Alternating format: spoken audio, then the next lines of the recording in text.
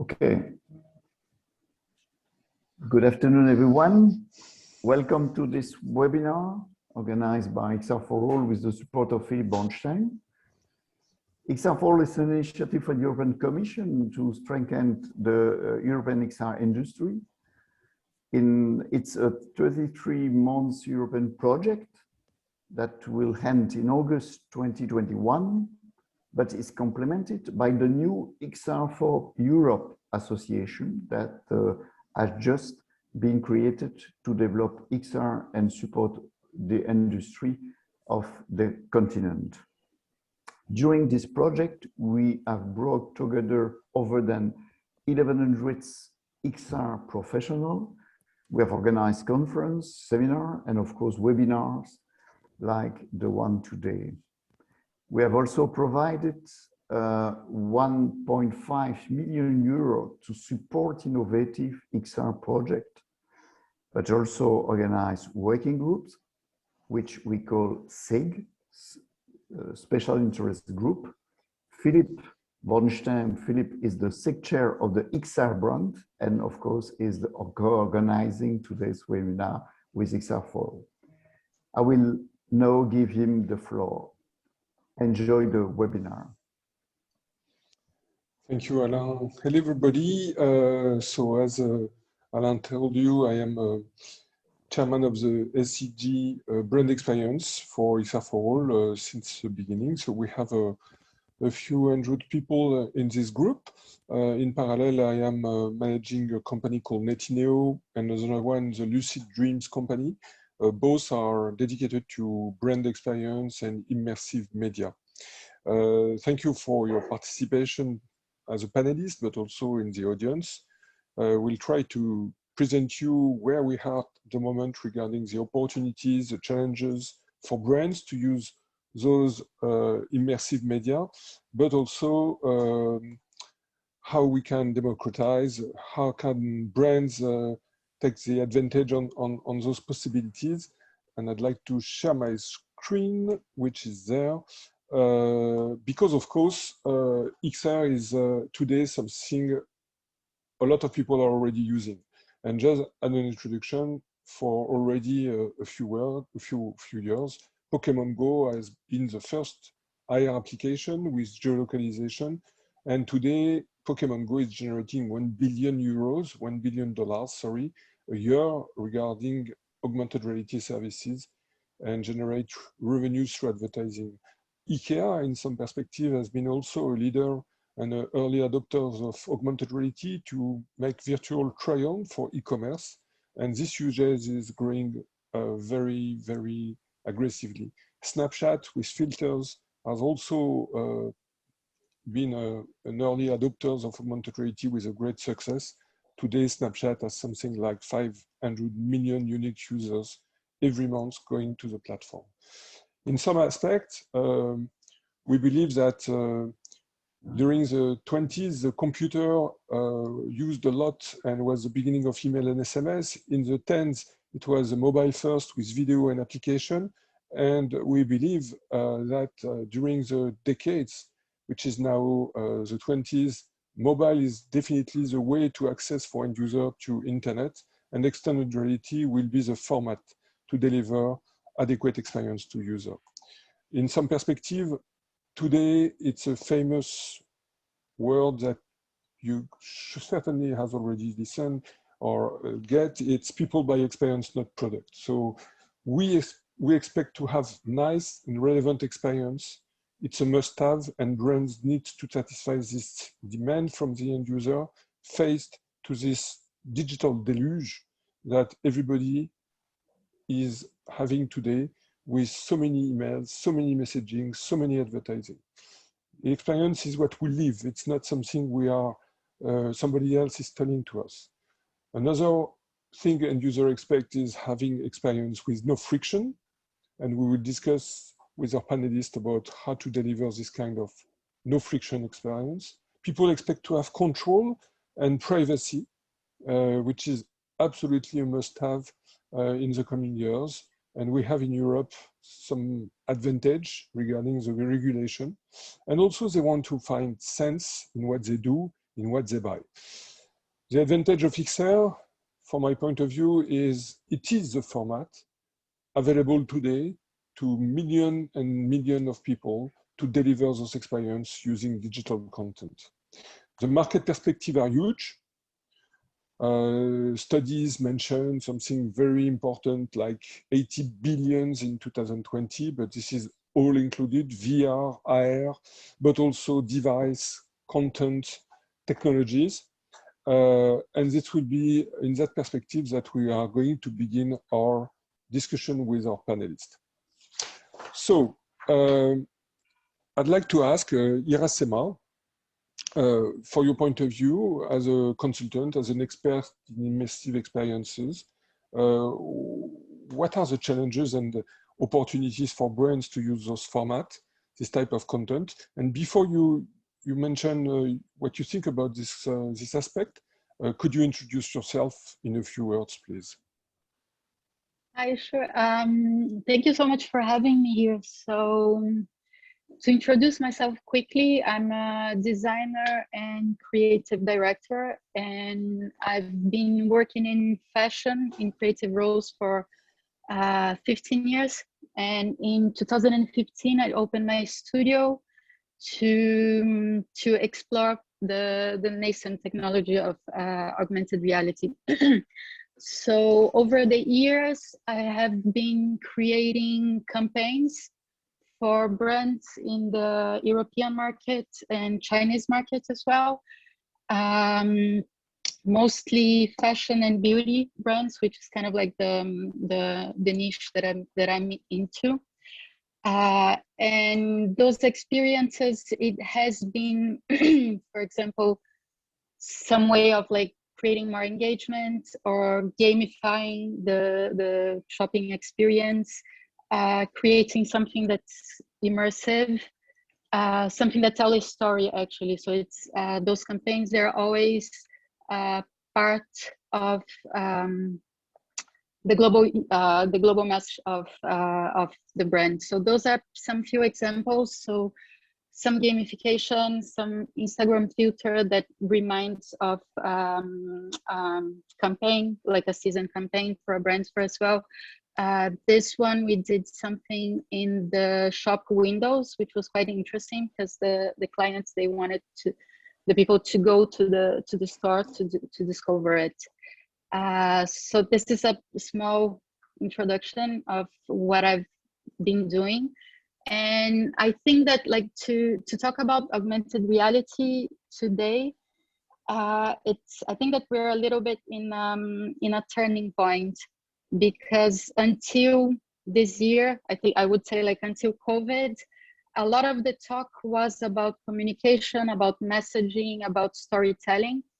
And I think that now people are thinking about augmented reality in a more practical way, and also thinking about new ways to monetize their products, monetize their industry.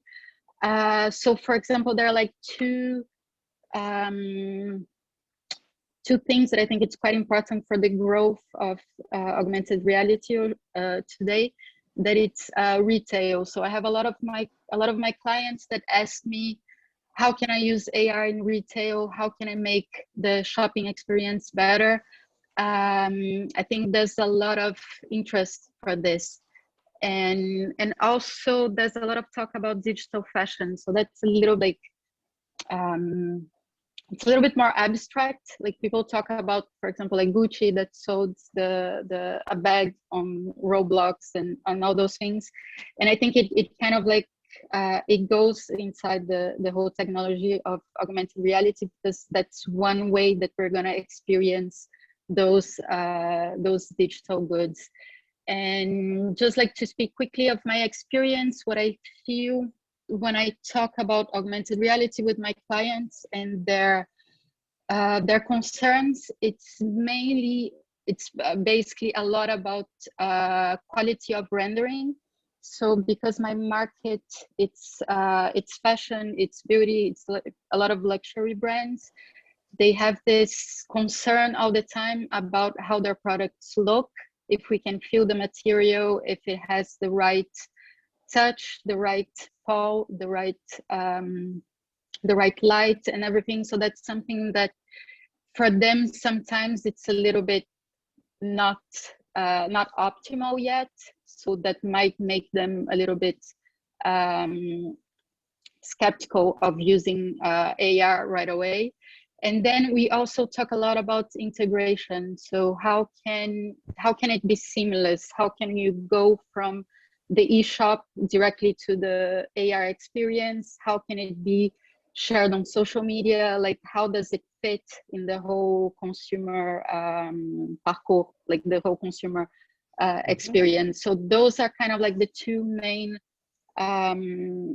questions that I see a lot in the case specific of my industry, that's fashion, luxury, beauty, and all of this.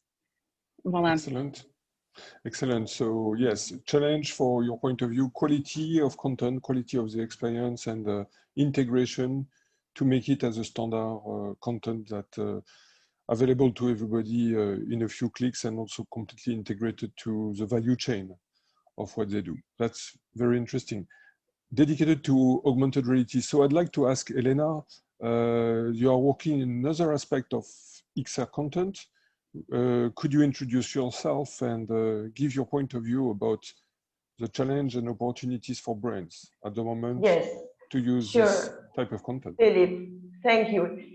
Well, I'm going to talk about virtual reality. Irasema presentation was very interesting about augmented reality, but I would like to share my screen just to introduce you a little bit of Techer team. We are a company. We develop and we are consultants. And you have here the overview, but I would like to highlight 3 points because they are specifically interesting for this webinar. One is our background experience. We come from modeling, animation, interactive application that might sometimes be together with augmented reality. But remember that virtual reality is when you put on your headset and then you are in another parallel, different virtual world. Another aspect I would like to highlight is that we are based in Valencia, in Spain, but we have a nomad spirit. And that's because the people from our team, developers, VR artists, they like to have this flexible and freelance way. So that's important how new generations and new programmers, developers, and artists want to get related. And also the third thing I would like to highlight is how important is to have the technical support of the software industry as well as the hardware. And maybe for augmented reality, the evolution is more related to mobile, as you, Philip, said. But for virtual reality, we need specific devices as well. Also, I would like to highlight that virtual reality mobile is not considered a real VR. So that's also important to know. Regarding challenges, as you mentioned, Philippe, I would like to say that we would like to send the correct message to the society. Virtual reality is not only video gaming. Actually, we are working in medical, in marketing, in training and education, in retail. We have experience different than just gaming, and that's very important. And that's where brands have an opportunity, because I think that virtual reality can offer a differentiation and a different positioning for branding. So it's a marketing tool. Here, I would like to share with the audience 3 cases. Now, I will only show one, but it's one of our customers who work in real estate, and actually we have virtualized some flats. And this is a question of selling. Just to say that if the industry sees the return on investment, they will go for the technology. And that's important.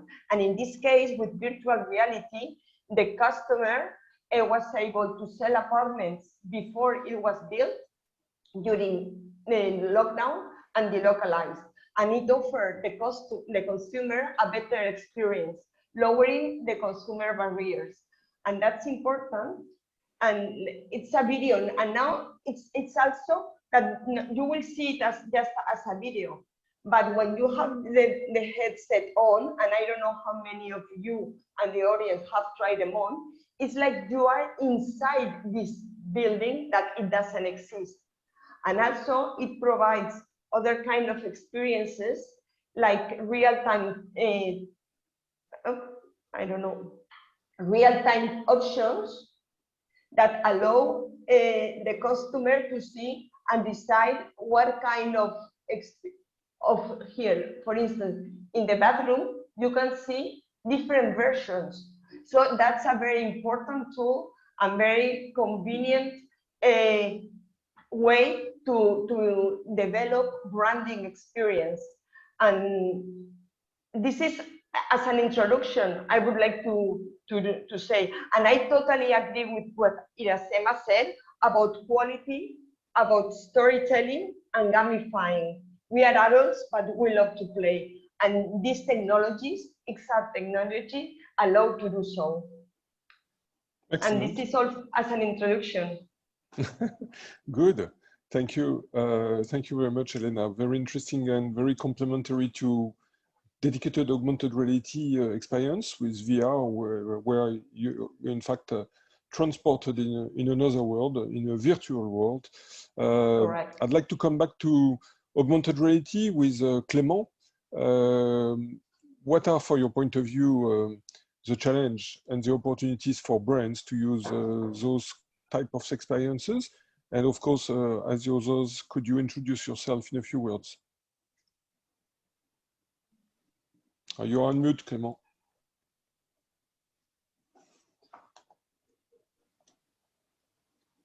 Clément? Clément? You hear me? Yes. Okay, I wasn't sure. So my name is Clément. You are very far, Clément. My name is Clément. I am the CTO in XR Plus. XR Plus is a full web studio for marketing agencies to create, publish, and delivers augmented reality for the end users. And actually, you see a very short demonstration of what is possible to do in the studio. We have customers in 80 countries. We are based in France, but obviously we talk with everyone on the planet. We have paid and free accounts, so everyone is free to open an account and discover all the basic features. And if they need the pro features, then they can take a pro account. Your question was about what are the challenges for accessing the augmented reality, yeah, Philippe? Yes, what are the challenges and opportunities for brands? And if you can speak louder, because it seems that you are very far. So what we see with a customer is the main issue for them, is what is the most important thing for them is to make sure that all the end users can access the experiences in AR that we offer, and all of them can access them easily. That's why we choose to go full web, so there's no application to download. You just open a website on your browser, and that's all you have to do to access the experience. And we use web standards to make sure it's working for all the phone. If not all the phone, for most of them, we're happy that we believe our solution works on up to 96% on phone. So that's, for me, the main challenge. Make sure it's for everyone and there's no people lost on the web. Mm-hmm. Okay, excellent. Elizabeth, same questions for your point of view, but also could you explore a little bit more the usage and what are the metrics for brands using XR content? Yes, hello, let me just share my screen also, just a few slides to present myself and and what we do. I don't know, can you see my screen? Yes. Okay, so I come from CERT. CERT is one of the largest research organizations in Greece. We have quite a few teams. Our team focuses on developing XR solutions, both VR, AR, and mixed reality. We have a plethora of domains where we apply it, like architecture, fashion, cultural heritage, and more. Here I'm going to talk to you about eTry-On, which is a Horizon a European funded project. And it has to do about developing XR applications for fashion. So the mission of XR is to modernize the way people create, consume, and experience fashion items, and more specifically clothes in our case, by offering novel human fashion interaction systems. These systems are three in our case. The first one targets fashion designers, and in order to enhance the creative experience of fashion design, and it is a VR application. The second is a social media application, close to what Irasema said about Snapchat and Instagram. I will show you a demo afterwards also. And finally, the shopping experience, where now everything has to be done digitally, especially due to the pandemic, but also because everything is turning digital in the new era. So here you can see, for example, a Snapchat filter we have created. It is still in the beta version, but it will be released in the coming months. The idea is how to get a garment designed for production. So we need garments that are designed by fashion designers and brands that intend to produce these garments, and you can buy them, and how we can make interactions in augmented reality and in virtual reality for the people. So what I would like to say about the opportunities and the challenges, the main opportunity nowadays, especially in the fashion industry, is that a lot of fashion brands are now designing in 3D, which makes such applications in the XR domain feasible. Of course, they are not very straightforward because they are designed to be produced and not to be used in XR engines like Unity and Unreal, for example. But these are technical challenges that can be solved with proper algorithms and computer vision techniques. The opportunity is still there, and the challenge is this one. And also what these new technologies, the XR technologies, they have the wow factor, as I like to say it, and what they bring mostly in the brands that take this route of XR, of making XR applications for their own brands, is that they improve engagement with their user.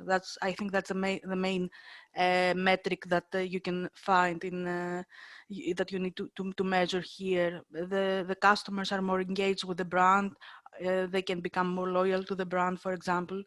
And there are also some additional that are per use case, let's say, metrics, like, for example, return rates. If a user can try on a garment from their house and have a good fit and a good idea of how it fits, then the returns will be less, which will end up in a more sustainable, let's say, fashion domain.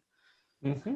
But I would like just one more thing. I would like to agree a lot with Irasema about the accuracy that needs to be higher from what it is now. So this is an important challenge that we have, especially in the fashion domain. I see. Yeah, definitely the metrics that you presented, engagement, loyalty, less return, which is good for the planet, and this is an expectation from the end user today, are something very important for brands and companies, of course. Thank you, Elizabeth. So I'd like to ask the same questions to Amy.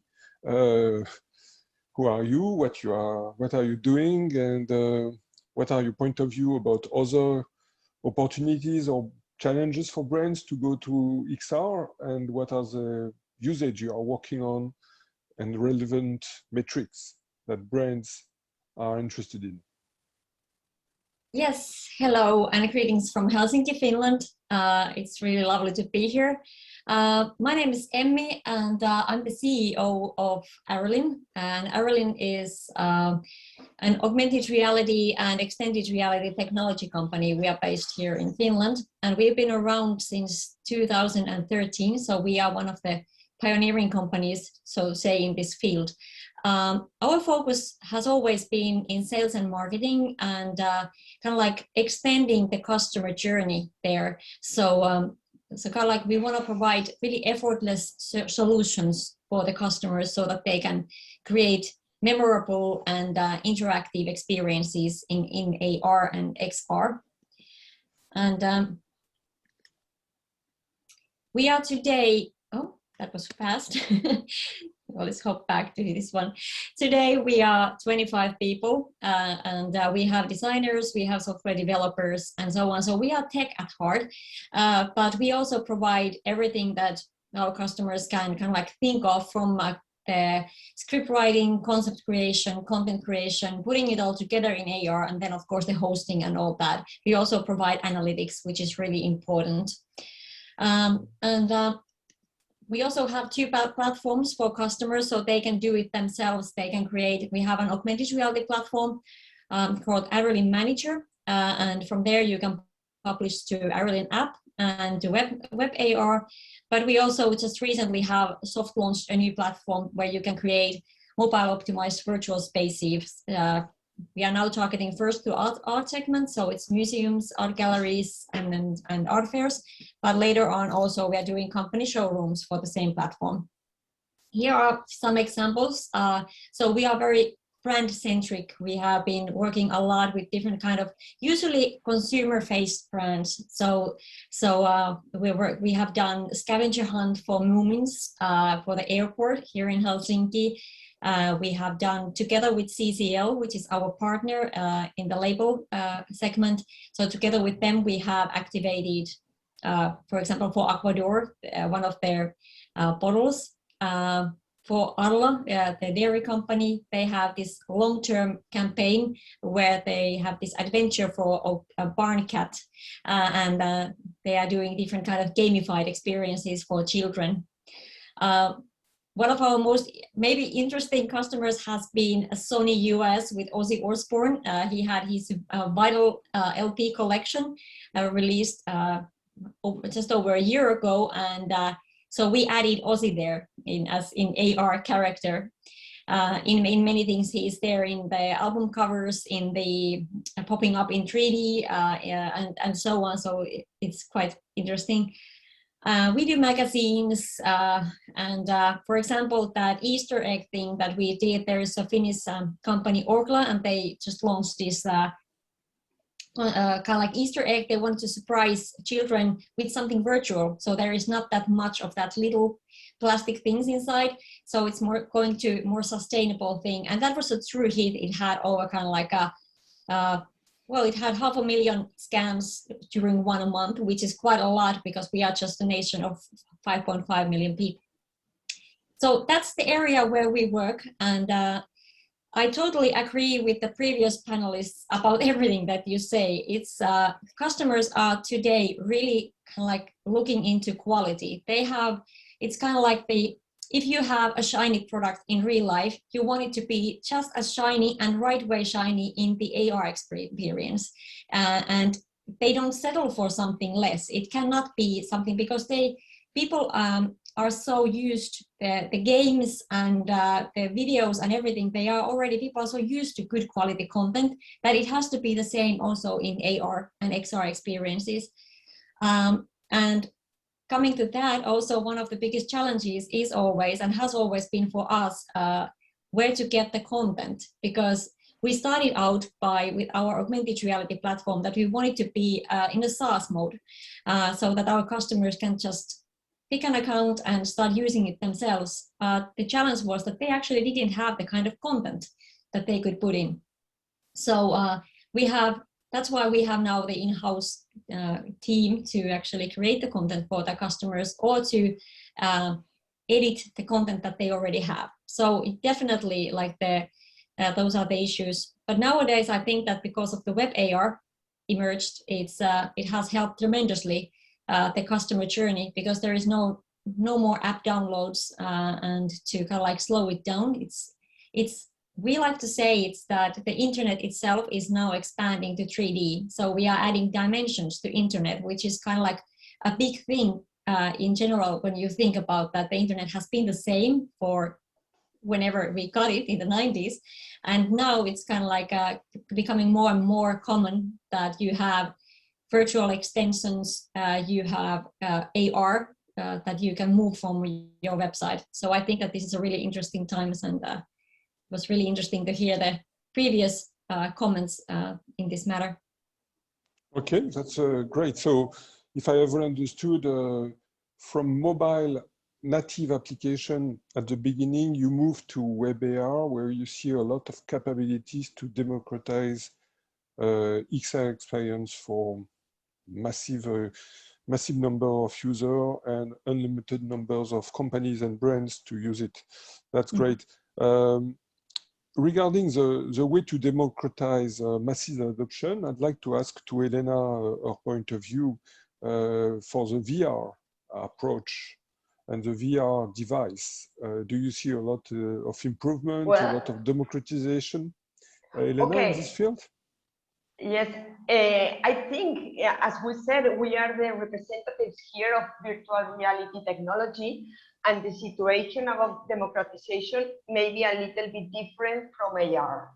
I think, and it's an opportunity that we are currently writing the history of this technology, because we are evolving and we are making things happen every day. I think it was Amy or Elizabeth were talking about accuracy. The industry is aiming for more accuracy for the experiences. I think we all agree on quality, but I think that it's also our obligation to provide the best quality with the hardware provided in each time. And talking about hardware, and it's key for democratization, last year, Oculus launched Quest 2, that in virtual reality is supposed to be a milestone for real democratization. During a thing that in 2020, a pandemic year, there were over 6 million virtual reality devices sold all around the world. And it's expected that next year, there will be more than 25 million devices. I mean, so we are evolving, we are growing, but it's not going to be from the day to night. We need some time. And also democratization, which needs to be hand by hand with hardware, will come also with software provided for different solutions, for training, for industrial purposes, for marketing, and of course for gaming. And when we talk about democratization, maybe we open up another issue, what is all the legal concerns about what's going to happen with all this information, and especially in virtual reality, what can and what cannot be done in real world. But I think that's an in-depth topic, maybe too big for this webinar. But what I think is, especially virtual reality, is going to be democratized, especially coming with Oculus devices. And it's not I have any commercial interest, but it's an affordable, under 400 euros a device. You don't need any more computer, you don't need anything else. Just with under 400 euros, you have a device, standalone, and all you can take, and that it can take you to any virtual world. And that's a first big step for democratization of VR. Okay, thank you, Elena. Irasema, you are working a lot with luxury brands. definitely they have used or they are still using VR to deliver a very strong experience on some events, for example, or in their stores. Do you see this growing faster, or do you see a switch or an evolution where something more accessible through a simple smartphone for something which is less immersive but more easy to access? I honestly think that in the luxury specific case, it's a bit of a generational issue. I think that the democratization of VR, the VR headsets and the VR experience, it's gonna come with the new generation a lot easier than the today's generation. Because what I've been seeing is that the luxury companies, they do events, for example, with VR experience, but it's almost like a curiosity. Like we try them and we see it and we find, oh, it's amazing, it's super cool, but it's not something that we're gonna bring home and experience continuously.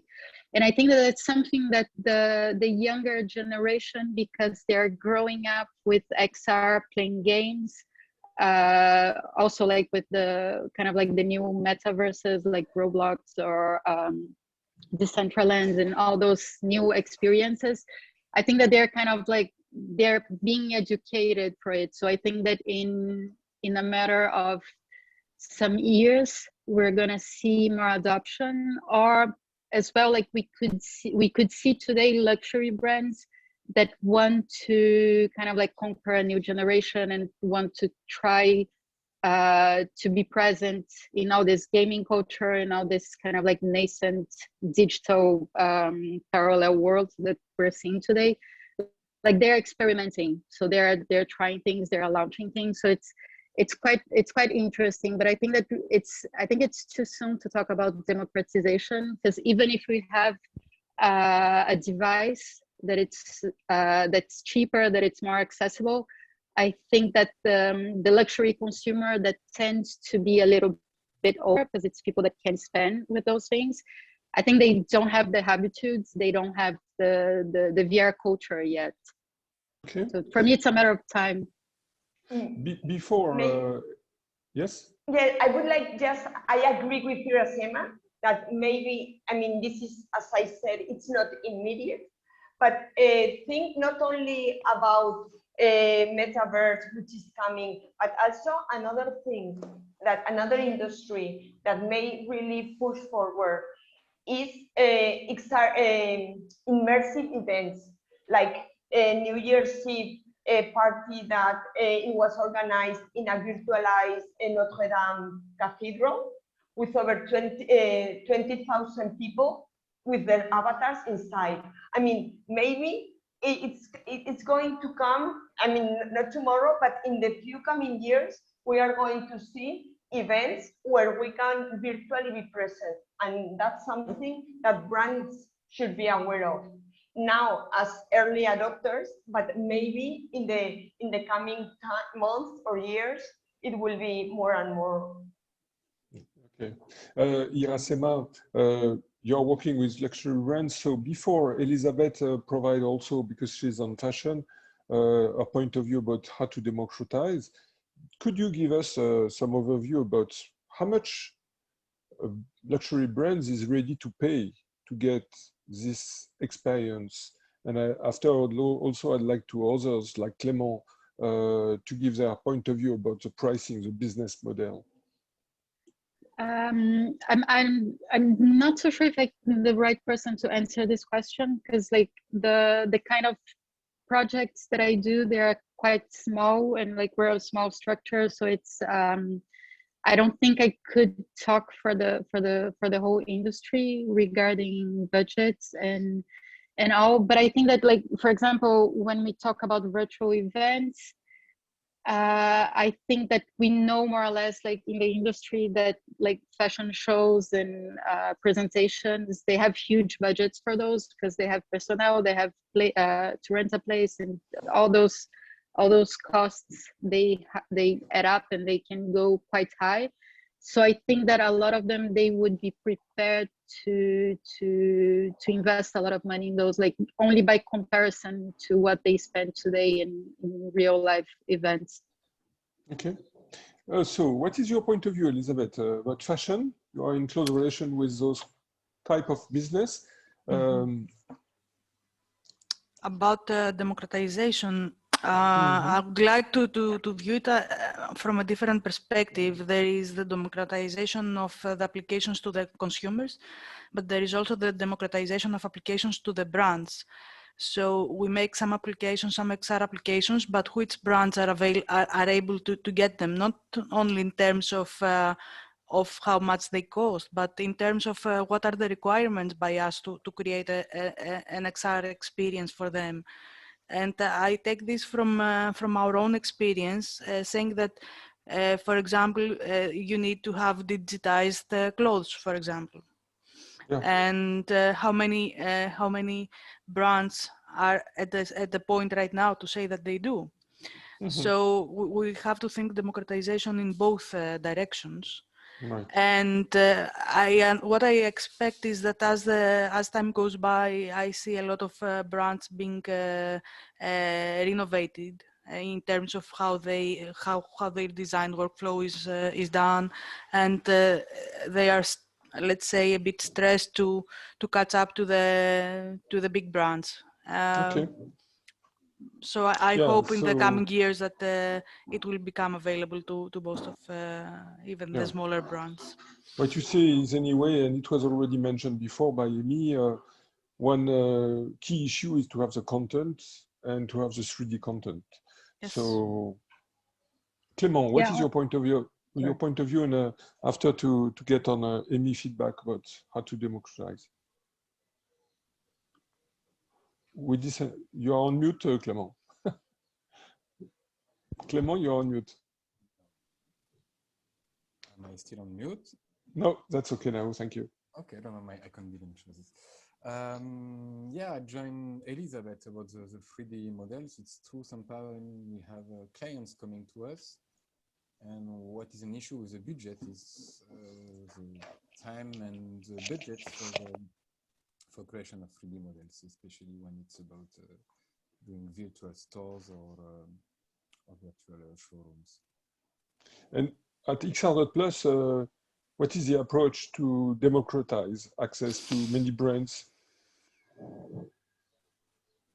Well, we were ready to adapt to every budgets of customers approaching us. We choose to go in a way that doesn't require any developers. So we have a no-code studio, which means an agency coming to us doesn't need any team of coders. All they need is a creative team who are used to work with tools like Photoshop or any video editing software. And that's all they need to create a great experience that can be published in a few clicks. Okay, thank you. Amy?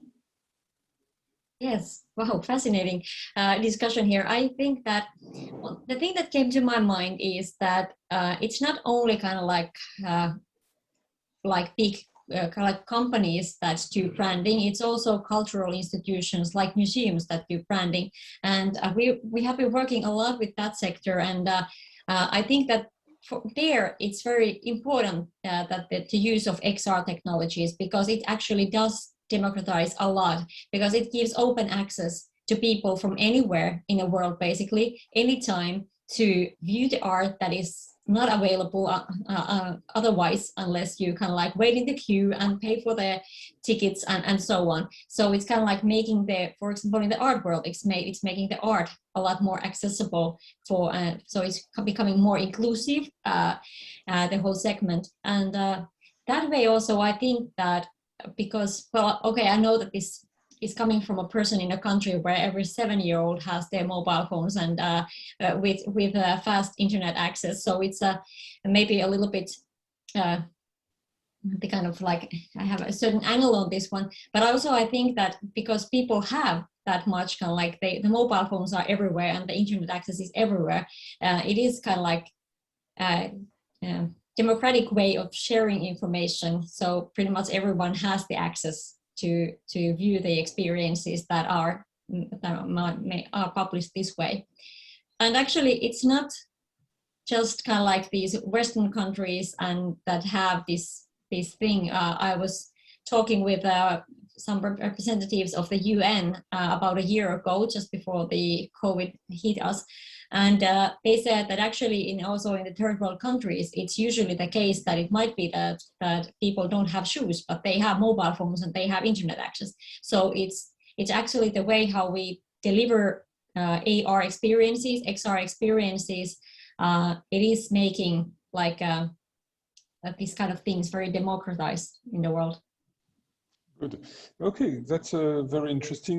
I think we have covered different options to democratize. We are still, from my point of view, at the beginning of a new story, where at the end, it's not to deliver a story like a video, but to provide the capabilities to users to live something specific and to create their own story with the experience.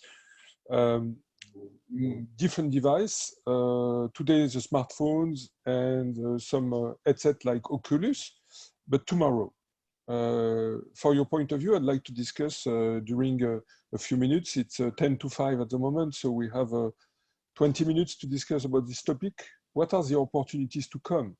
Are they coming from the devices? Are they coming from the bandwidth? Are they coming from new type of services? And I'd like also to have your point of view about the ecosystem. What are the good way and who are the leaders in this industry today? What is the best format to deliver? Is it through social network? Is it through application? Is it through web AR or web VR? Because of course, it's different approach. So who wants to begin about opportunities to come?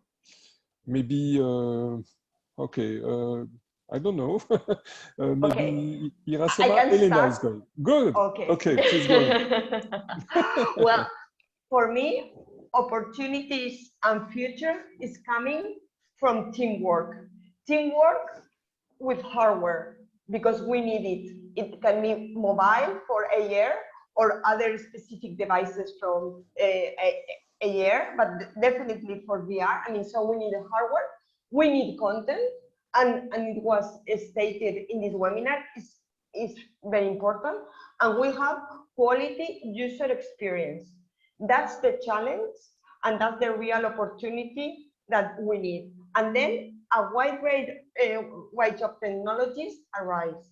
It can be web AR, it can be virtual reality, it can be virtual events, avatar, holograms, which maybe you are aware of that Google has launched their first avatar video conference. Maybe in a few, not months, but in coming years, we will have this kind of webinar with our holograms.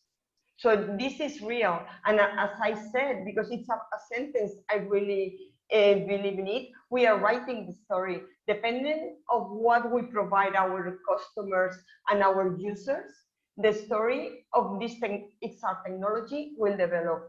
So for me, the opportunities are here and are from the correct mix of different pieces of the puzzle. Excellent. So a combination. Elizabeth? I agree with Helena on the hardware. I mean, everything starts from the hardware. VR became available because we got the VR glasses, for example. If they also become, if we also have cameras now in our on our mobile phones that have depth information, for example, they can help with augmented reality, and this can get even better in the future to increase the accuracy. What I see as an opportunity here is, or for example, on what I would like to add on what Elena said about the hologram-based conferences. Last year, due to the pandemic, conference on VR already did their conference on the VR. So the participation was in the VR space. So it's starting, and the technology is progressing so quickly. It's amazing. I mean, we started this Snapchat filter 6 months ago, and from then the Snapchat has made 4 releases with new features. and new opportunities to make even better simulations and even better and get even better results. So I see the technology moving faster, and also this new digitization of things, of everything, not only XR, but the digitization of everything nowadays, of all the physical experiences, has brought up many new markets. So for example, in the fashion industry, we have now companies that provide digital-only collections that will never be produced, but you can only wear them digitally on yourself or on your avatar. Mm-hmm. Okay. Amy, you are in a country very in advance in terms of usage, with a lot of capabilities, I guess, in 5G already, probably with a penetration rate higher than in many other countries. What are the opportunities for your point of view? And also, I'd like to have your point of view about the social network. Do you see them as competitors? Do you think that they will be able to add a different and an additional business model, not based on advertising? Because it seems to me that Snapchat, Facebook, Instagram, and all those are moving to virtual try-on to get e-commerce services. Mm. So can you make it short but complete on those different items? I will certainly try. Yes, 5G is a huge opportunity. I mean, just to be able to stream bigger sets of data faster. Of course, that provides a lot of possibilities for storytelling, for example. And I also think that marketing, in a sense, is also kind of like, it's not just something that here's my product, see it, view it, turn it around and buy it, but it's more like inviting you to kind of like to listen about and to explore about the brand values and that kind of things as well. So kind of like, yes, more larger data sets are needed, of course, in order to create even more wow experiences in AR and XR. So yes, 5G is important, but even though, yes, in Finland we have 5G network in many places, but we still have to optimize the content and the experiences for 4G, because still the majority of people are in 4G. So it's kind of like, we are also waiting for that to happen. But I also think it's important, and coming to the social network and all that, is that as Helena said and mentioned, the teamwork is going to be really important in future. And I think that kind of like, well, let's face it, augmented reality, XR, and virtual reality experiences, those are quite lonely. You are there, experience it on your own. You may be with your friends and looking a lot around the Pokemons, but still it's kind of like, it's your solo experience with your phone and or with the headset or something. And I think that the more bandwidth we will get, the more bigger data sets and everything, we will also have more opportunities to have this kind of virtual meetings, virtual events, and also kind of like having shared moments in XR more and more. And then coming to the social media platforms and so on, yes, they are big operators in this market, but I also think that they are very important for the smaller players to get the reach out there, so that we can kind of like, it's one of the key channels, I think, the social medias to spread out now that we are going on web AR and web XR, so that we can share that those experiences around. It's very easy through the social networks. So I don't really see them as kind of like competitors in a sense. I see them as medias that we can all use in order to share our the kind of campaigns and what we are doing in there. So and of course they are also providing tools so that their companies can use to create services for their customers.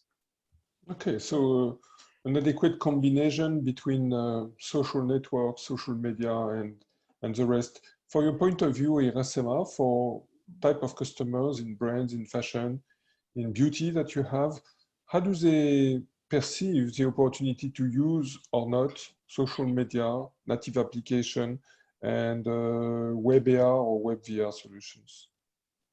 I'm gonna answer to that quickly. I wanted to say to Emi that regarding the 3D models, and also like answering to your previous question about like the new technologies, there's been some developments recently that I find really exciting on LiDAR scanning.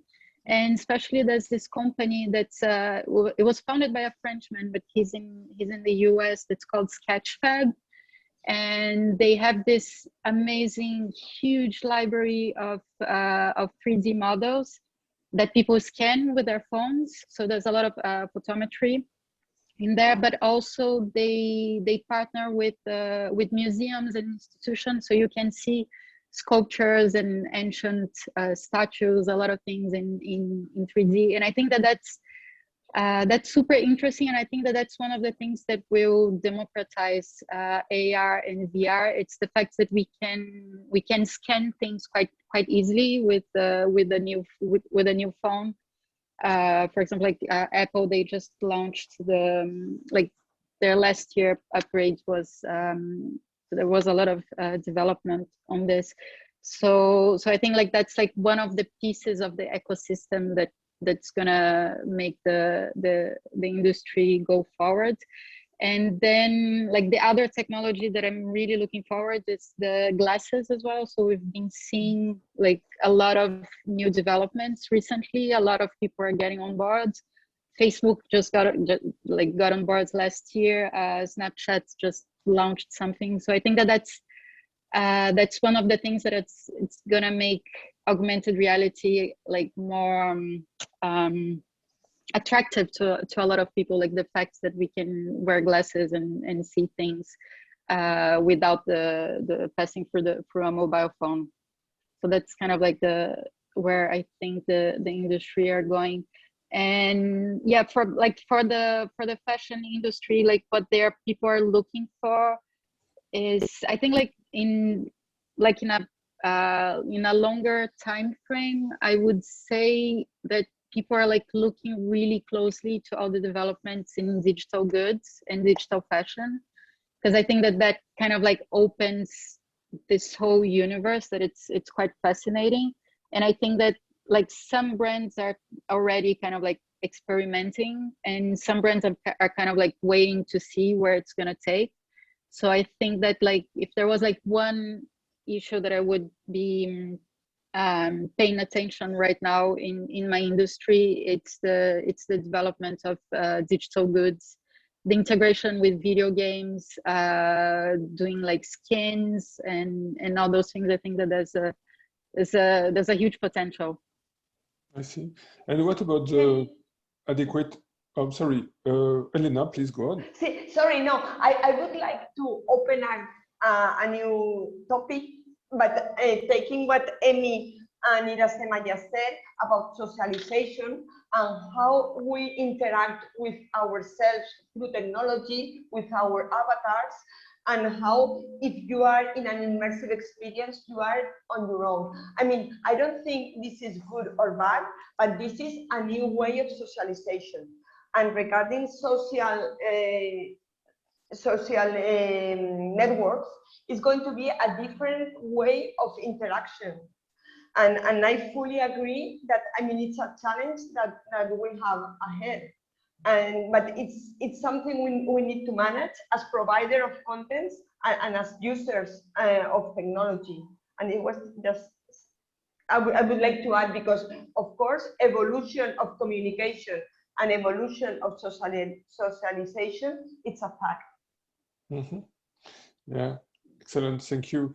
Irasema, my question was about also, do you see the brands in the field? Because of course, luxury brands, beauty brands are a little bit in advance compared to, let's say, goods and other type of brands, and they are ready to spend a lot of money to have something very innovative, very in advance, to be the first mover.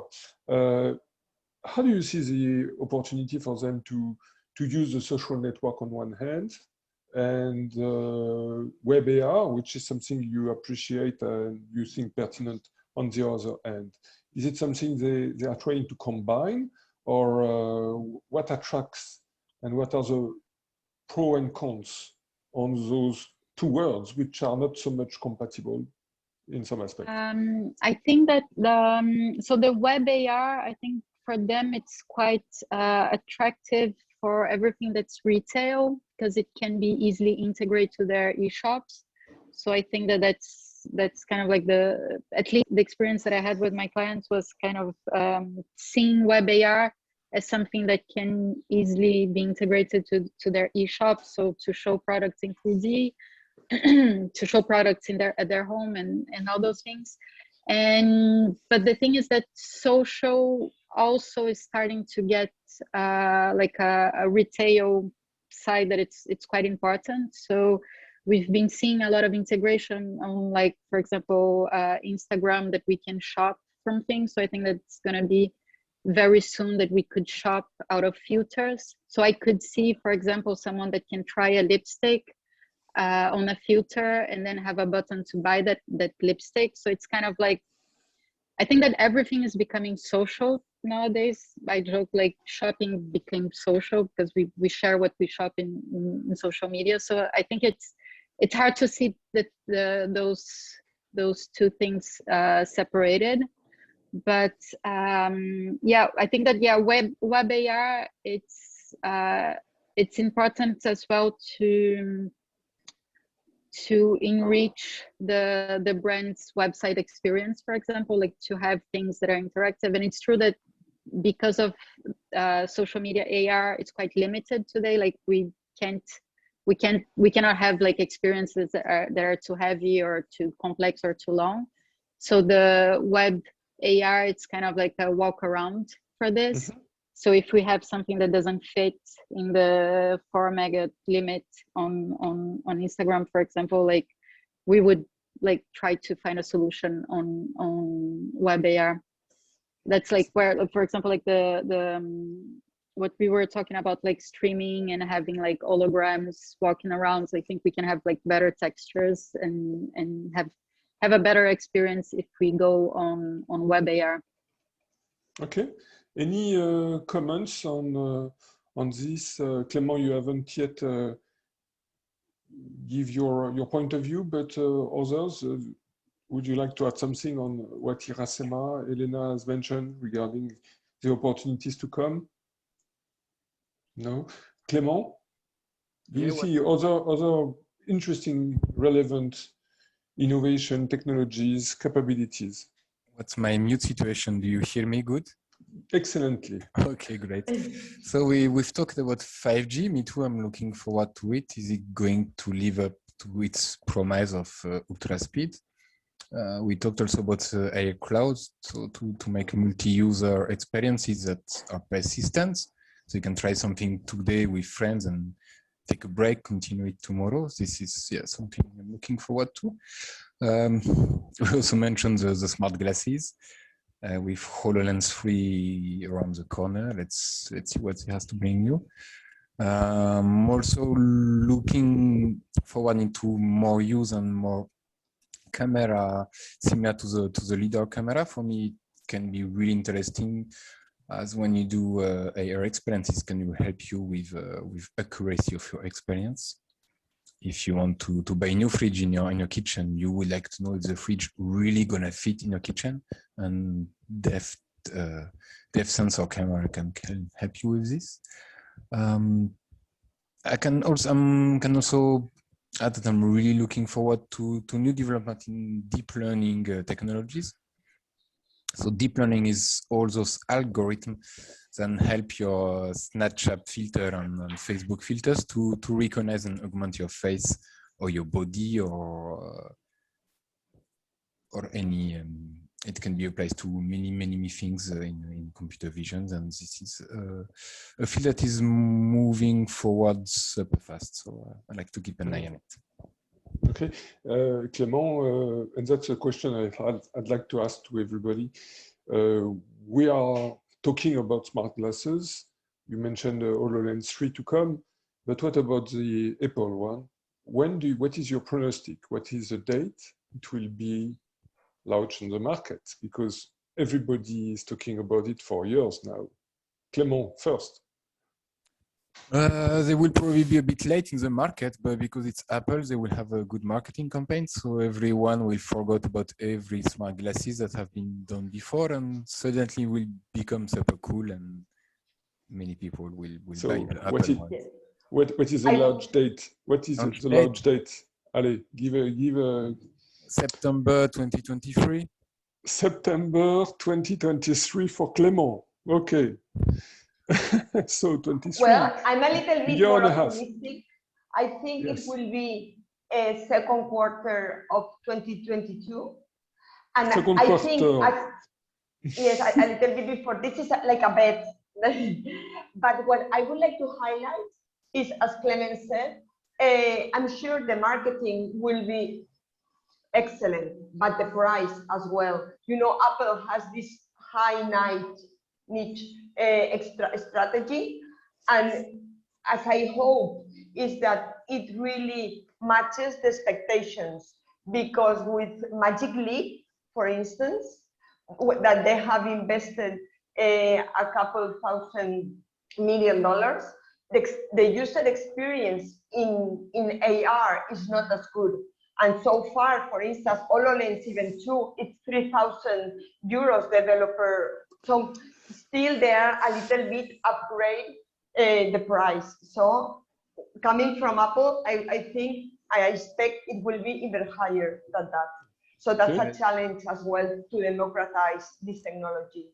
But I'm sure, sorry? It's true, the Magic Leap was a bit of a cold shower. Yes, but it quite was disappointing, yeah. I mean, you know the story. They how much invested and how much expectations they were in that brand. So, but yeah. Well, and this is actually also, that's a fact. We are in technology, and sometimes things don't turn out as expected, including Magic Leap, for instance. Good. So Hello. we have. What is your bet, Elizabeth, regarding the smart glasses, Apple smart glasses? Give us a date. Okay, so I would expect it to be at more at MWC 2022 or something like that. So I guess 2022. Yeah. Which months you said? It's MWC. Usually is on October, I think. It's the October. event, the Mobile World Congress.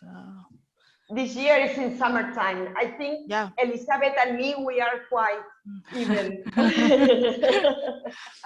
We'll split the prize. Yes, indeed. Amy, what is your bet? I'm a bit ashamed to say this, but I have kind of like giving up hope on AR classes. I know they are coming someday, and I will be, whenever they do, I'm so waiting, and I will be one of the first ones to get them, no matter the cost. But I also think that well, my guess would go even further. I'd say it's 2024, and probably kind of like H2, so it's kind of like it will be launched somewhere in August, September to be ready for the Christmas market. But kind of like, I think that that's my pessimistic expectation. It has been taking so long, and it's always kind of like just around the corner, and now they will come. But so far we have only seen some illustrations of the eyeglasses and so on. So I really hope that I'm wrong, and we will get them next year, early next year. But that's my kind of like my idea. And before Irasema gives our bet, maybe the audience can send to the chat the date, and we will see what they think. Irasema, what is your pronostic? I'm a little bit with me on this one. I've been following this for too long to expect it to be next year. I always joke that like, oh, it's gonna be next year for like the last 5 years. But I don't know. I think more like 24. I think that there's a lot of issues with interaction that are still to be solved. But I heard something quite interesting about this, because a lot of people talk about privacy and how it's gonna work with like glasses, because there's like a huge issue on this. And I heard that Apple, the way that they're working with their glasses, they don't have a camera actually, which I found quite counterintuitive, because all the glasses so far, like, they work on camera, but apparently they're working on a system that doesn't depend on a camera, which I found quite interesting, because then, like, the whole problem of like, I have someone with a glass in front of me, am I being filmed or not? I think that with an Apple Glass, we're gonna have, like, we know we're not gonna be filmed. So I found it quite interesting. But yeah, I wouldn't say before 2024, like, for my small bets here. Let me remind you that we're in 2021 in June.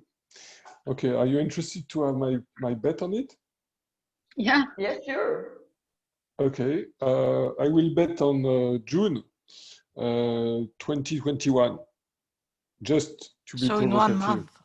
In 1 month. Not 1 month, because yesterday, I don't know if you have seen that, Tim Cook has announced that he will participate to Vivatech in Paris, you know, this big show in June, in a few days.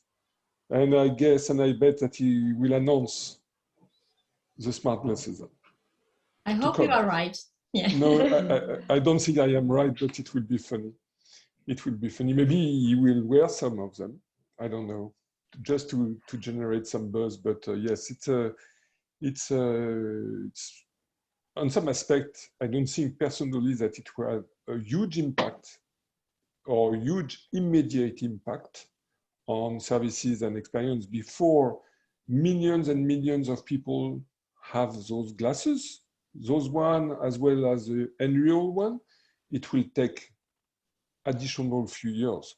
So for brands, except for events, for specific occasion, I don't see it as something massive, immediate, accessible to many end users, but maybe in 5-10 years, yes, it could be the new platform replacing or on the top of the mobile smartphones.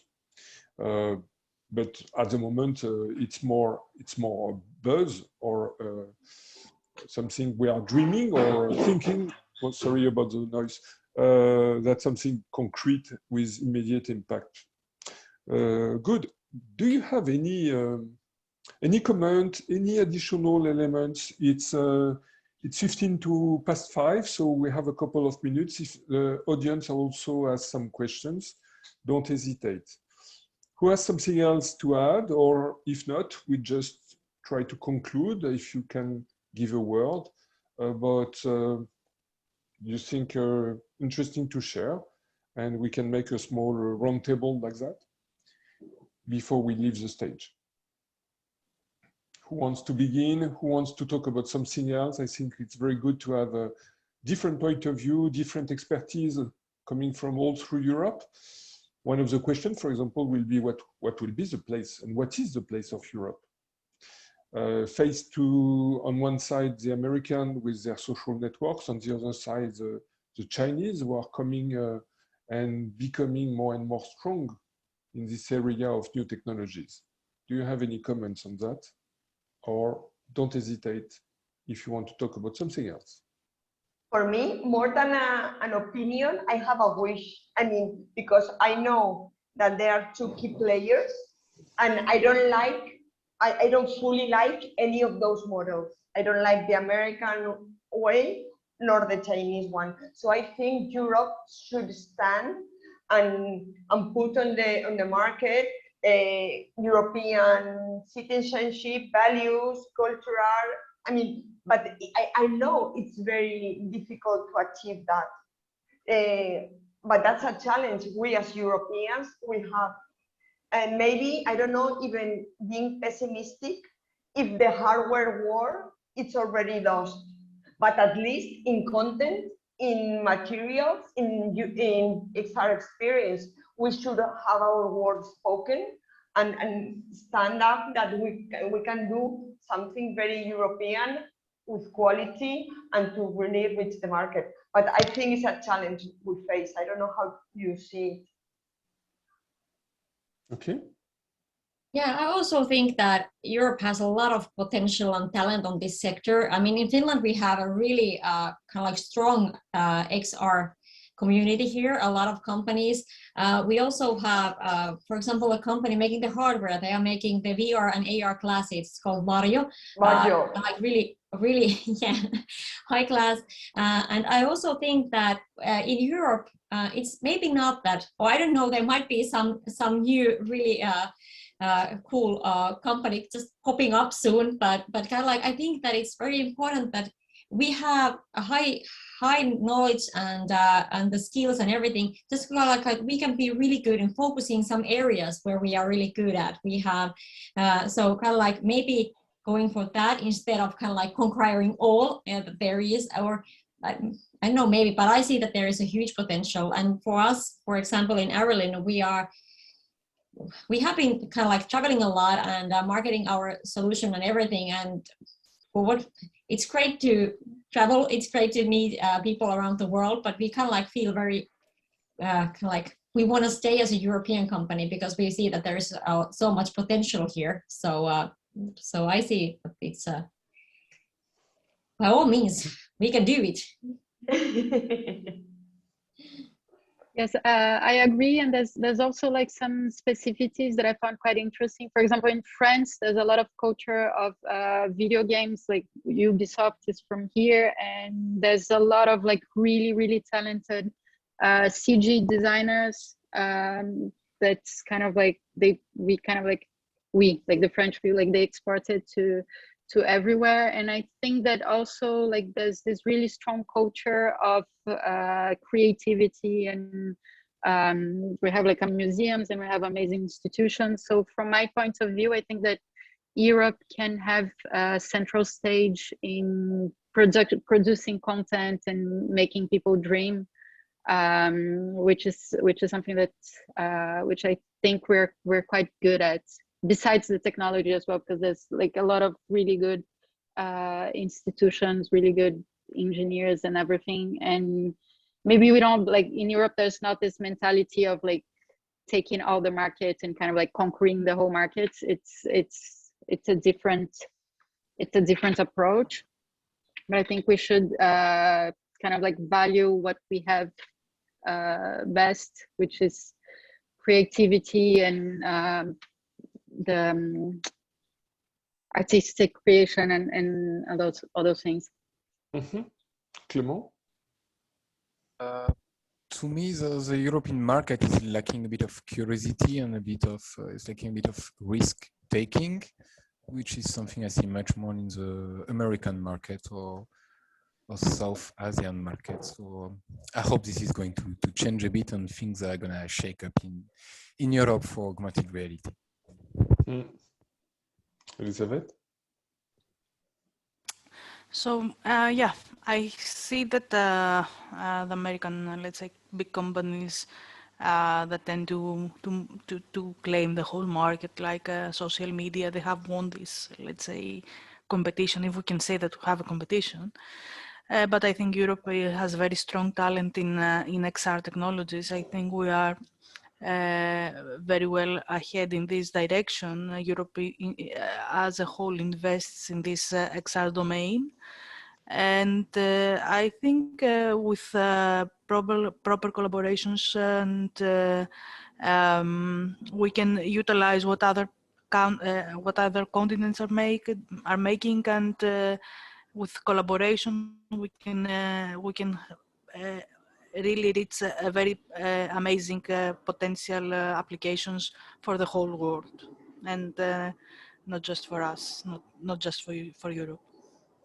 Thank you for this positive note. So it's almost time to go, and I'd like to thank you very much for your participation in the audience, but of course the panelists. I think we have covered pretty well the different aspects of where we are at the moment regarding brand experience and XR. A lot of potential, a lot of also challenges, but a lot of innovation to come in the usage, in the technologies, in the expectation that companies like to try to find with what we can deliver in this field. So thank you very much, and it has been a great pleasure to organize this. I think we have done a good job also in the way we interact during this session. It's not physical, it's online, so we adapt, and this is a concept where, of course, we need all the time to be focused on. So thank you, Elisabeth, Elena, Clément, Amy, Irasena. And thank you to the organizer XR for All with Anaïs, Alain, Alexandra, Sylvain. I know that Sylvain is in Chile at the moment, correct? Sylvain, if you can send a short message. And as you know, as it was mentioned by Alain, new rendezvous will come in August. So hope to see you again soon, and hopefully also physically. Personally, I think this physical contact is something we need to create something new and to develop the business of XR in Europe. Alain, you want Thank you also. Thank you, Philippe, for this presentation. It was very interesting. And I take the floor just to say that at the end of August, we will have a common event between XR for All and XR for Europe, the new association we are creating with XR for All and partner and cluster. And it will be just about the massive use of XR in industry, of course, all the industries. And this could be useful also to get the information we learn today, to share it in end of August for the new webinar. And thank you again for everyone here, and have a good day. And as I put in the chat, this has been recorded, and the people who want able to join us today will have the opportunity to see it later. Thank you. Thank you. Thank you. Thank you. Bye, everyone. Bye-bye.